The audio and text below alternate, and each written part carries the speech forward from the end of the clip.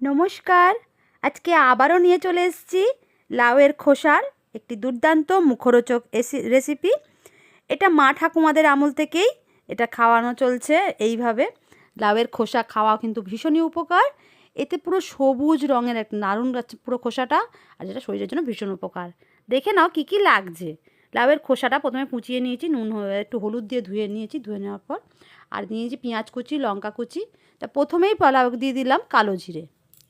লাউয়ের খোসাটা কিন্তু ভালোভাবে ধুয়ে নিয়েছি। আর তারপরে দিলাম নুন, হলুদ, চিনি আর দেব বেসন। আমি এটা সত্যেন্দ্রের বেসন নিয়েছি। তো সত্যেন্দ্রের বেসনের চেয়ে আমার মনে হয় এমনি আরও যে গণেশের বেসনটা আছে ওটা বেশি ভালো। তো সত্যেন্দ্রের বেসনটা আমি ব্যবহার করলাম, যেটা পেয়েছি এখন হাতের সামনে। এবার দেব ধনিয়া গুঁড়ো, জিরে গুঁড়ো, পেঁয়াজ কুচি,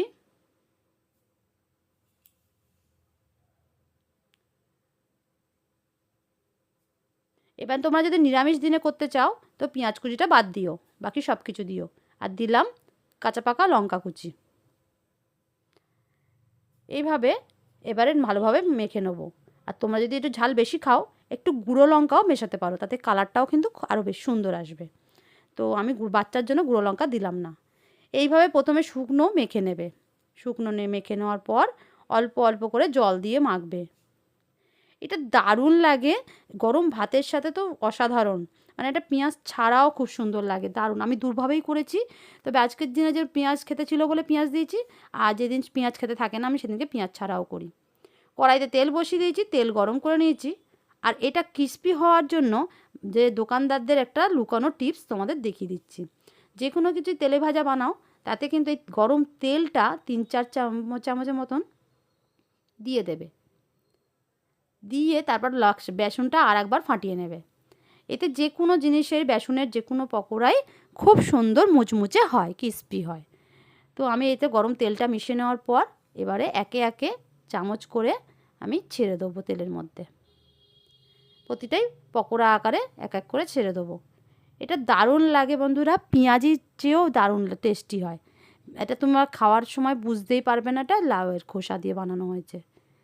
রেসিপিটা তোমরা একবার দেখলেই বানিয়ে নিতে পারো, দারুণ রেসিপি। আর সবার বাড়িতেই এই গরমে লাউ হচ্ছে, খোসাটা আর ফেলে দিও না তো প্লিজ। আর এইভাবে একটা রেসিপি অবশ্যই একদিন বানিয়ে খেয়ে দেখো, খুবই সুন্দর রেসিপিটা। আর লাউয়ের খোসা কিন্তু খাওয়া ভীষণ উপকার আমাদের শরীরের জন্য। এর মধ্যে থাকে নানা রকম অ্যান্টিঅক্সিডেন্ট, যেটা আমাদের গরমে স্কিনের রোগ থেকে আমাদের বাঁচায়। স্কিনের নানা রকম মানে রোগ হয়, চর্মরোগ নানা রকমের দেখা দেয় এই গরমকালে, তো সেখান থেকে বাঁচায় লাউয়ের খোসা। লাউ খাওয়াও ভীষণ উপকার। তো দেখো, গ্যাসটা প্রথমে জোরে দিয়েছিলাম, একটু লাল লাল হয়ে গেছে, একটু গ্যাসটা আস্তে করে দিলাম। দুপিটি দেখো লাল লাল করে ভেজে এইভাবে পেঁয়াজি আকারে তুলে নিলাম। এটা দারুণ লাগে, একবার বানিয়ে খেতে দেবো। সন্ধেবেলা মুড়ি দিয়েও খেতে পারো, আর দুপুরে ভাত দিয়েও খেতে পারো। দারুণ এটা খেতে লাগে, আর শুধু মুখেও দারুণ হয়ে যায়, খাওয়া হয়ে যায় আমাদের। তো তো এইভাবে আমি একে একে লাল লাল করে তুলে নিলাম।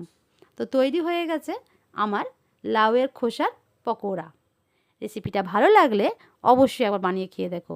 কথা দিতে পারি দারুণ সবাই বলবে, তোমার প্রশংসাই করবে। তো এই দেখো, প্রত্যেকটাই দেখো মোচমোচে হয়েছে। এটা ভীষণই গরম, আমি ধরতে পারছি না, খুব গরম লাগছে, হাত জ্বালা করছে, হাত লাল হয়ে গেছে। তো আমি এখন দেখাচ্ছি একটা, এই দেখো একটা ভেঙে দেখালাম। ভেতরটা দেখো সবটাই সিদ্ধ হয়ে গেছে। এই দেখো লাউয়ের খোসাগুলো কিন্তু আমি কাঁচাই পাতলা পাতলা করে কুচিয়ে দিয়েছিলাম, যেমন আলুর কুচে আলু পেঁয়াজের মতন কুচিয়ে নিয়েছি। দেখো তৈরি হয়ে গেছে। তোমাদের ভালো লাগলে ভিডিওটা অবশ্যই একটা লাইক করো, আর কমেন্ট করে জানিও আর কোনো রেসিপি তোমরা দেখতে চাও।